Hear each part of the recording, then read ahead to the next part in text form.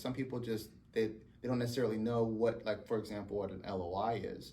So what is that? What is the next step from in your mind? Once you have that profile, what's the next step once you, let's say, find a place that makes sense? Gotcha.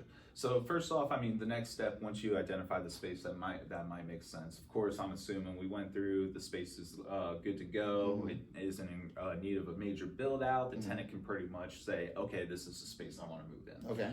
At that point, I do always go ahead and reach out to either the agent or the landlord.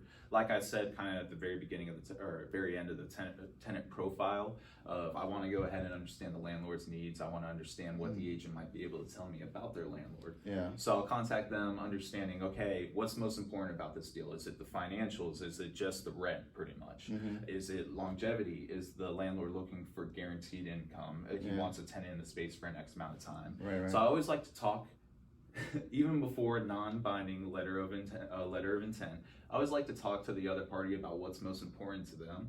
So this way I can bring it back to the tenant and say, hey, from our conversation, X, Y, or Z, length, the actual lease price, whatever it might be, is most important. So maybe we should lean on those terms going in. Gotcha. So you're talking about like how to structure the lease, the letter of intent in the first place. So if the tenant seems to be or rather if the landlord tends to be price sensitive, then maybe you focus on giving them their price, but then maybe asking for some really good terms. Exactly. Or something like that. A give and take. Exactly. Yeah. I gotcha. Okay. Well, and then now letters of intent. For those of you who are not familiar with them, they're not considered a binding contract.